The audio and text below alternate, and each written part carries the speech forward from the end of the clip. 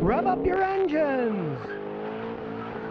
Prabhu RC says, Scotty, will the automatic transmission feel underpowered than the manual transmission for the same power? BHP. If so, what would be the equivalent? Okay. My engineers are getting smarter and smarter, and their designs are getting more and more sophisticated. In the past, the automatics always felt underpowered to a standard transmission.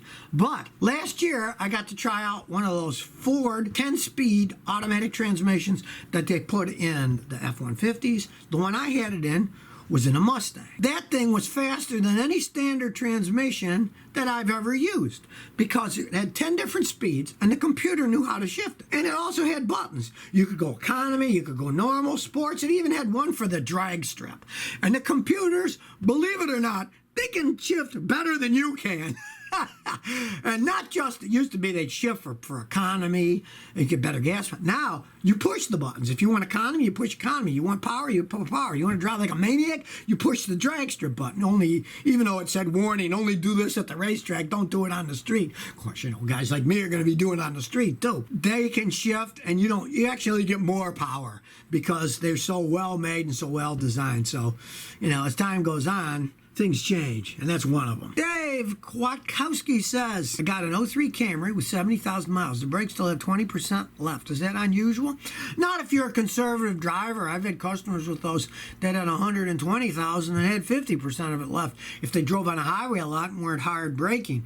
Modern vehicles have pretty well-built brakes, and a lot of the really modern ones use what are called ceramic brake pads. The ceramic material is somewhat harder, lasts longer, it doesn't make noise, and it dissipates heat quite well, like the ceramic tiles on the space shuttle. Those things can take the re-entry heat from outer space, so ceramic's really good with heat. And that's normal if you drive it conservatively. Yeah, you can get even more than that. Just realize when they finally do wear out, make sure you put back ceramic pads on it, because like you go and buy the cheapest brake pads at a discount auto parts store, they're going to wear out a lot faster. Ceramic pads last longer. They cost a little more, but hey, not that much more. Usually like $20 more or something, so it's nothing in the scheme of things. 556 says, Scotty, should I go with a 2003 Lexus RX 300 all-wheel drive with 140,000 miles, or 2010 Subaru Forester with 54,000 miles?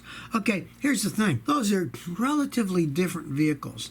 The Lexus is a much more luxurious vehicle, but it's got 140,000 miles, and it's all-wheel drive that's more expensive to repair. I am not a Subaru fan, but 54,000 miles isn't that much.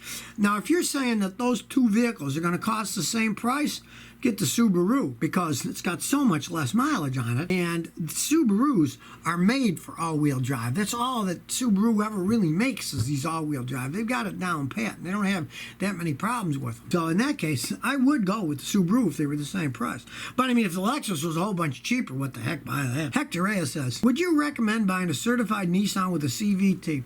Okay, I even have a video on, the myth of certified cars. Certification is a bunch of BS. Oh, we check this and that and that.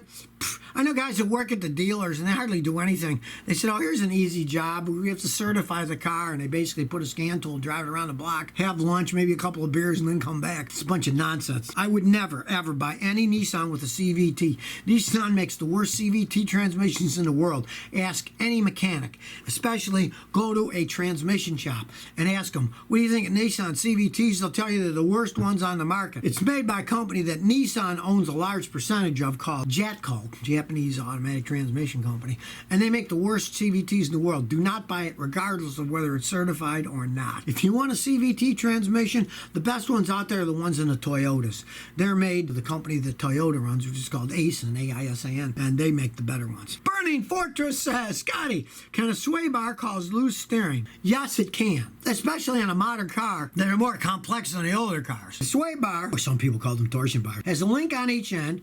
Then the bar goes to the body of the car. Now, you take my wife's Lexus. It's 17 years old, but it's got a pretty fancy setup. The sway bar goes across the front of the car. Then the sway bar linkage, they actually bolt to the struts. And turning the struts and taking bumps, that's all held in together by the sway bar. So if the sway bar gets worn, or the sway bar joints get worn, it's going to give you bad steering. You're going to get play. It's just something it does now. Some of the older ones aren't that complex, but sway bars are real easy to check. You just look, they got two big bushings holding them in place, and then the ends have the little sway bar bracket bolts that hold them on. A lot of times the rubber rots and they rattle or the bolts come off. They're pretty easy to check out. It's not rocket science, and anybody can change them themselves. I got a video on changing sway bars. I just made it. Watch that.